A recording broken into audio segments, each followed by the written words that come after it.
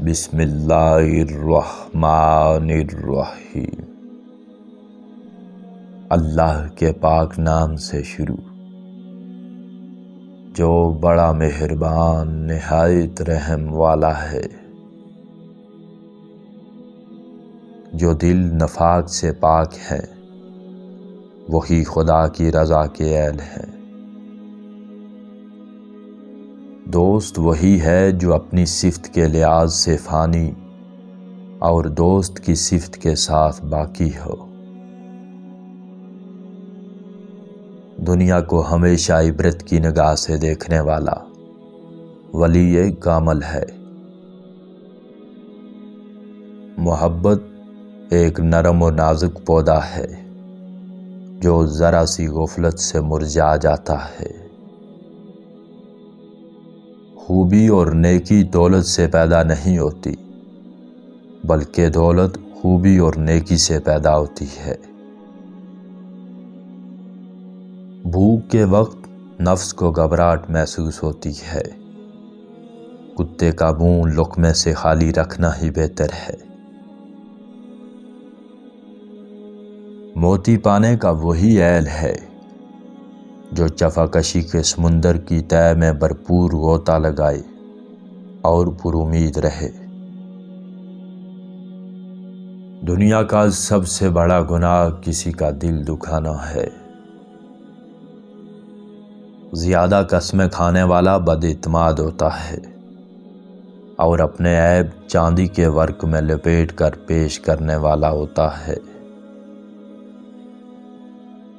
شیر کی دہشت کا دور سے پتہ چل جاتا ہے، جبکہ انسان اپنی دہشت کو دیکھتا ہی نہیں۔ بہادر وہ ہے جو اپنے گناہوں کے وار سے بچے۔ جس نے رات کو اپنے دن بھر کے اعمال کا محاسبہ نہ کیا، وہ دوزخی ہے۔ جو دنیا کو اللہ تعالیٰ سے زیادہ عزیز رکھے گا، وہ ریاکار ہے۔ اگر دنیا میں راحت کے طالب ہو تو حسد سے گریز کرو، اگر گمراہی سے بچنا چاہتے ہو تو بروں کی صحبت سے بچو۔ کم ہور اور کم گور ہوگے تو بہت سی بلاؤں سے بچے رہو گے۔ جس کی زبان اور دل یکساں ہوں، وہ مخلوق میں سب سے افضل ہے۔ دل ایک ہی تو ہے، جب اس میں دنیا کی محبت سما گئی تو پھر اللہ کی محبت اس میں کہاں رہ سکتی ہے؟ وہ دوئی گوارا نہیں کرتا۔ جس نے دنیا کی محبت رکھی، اس کا ایمان کامل نہیں ہے۔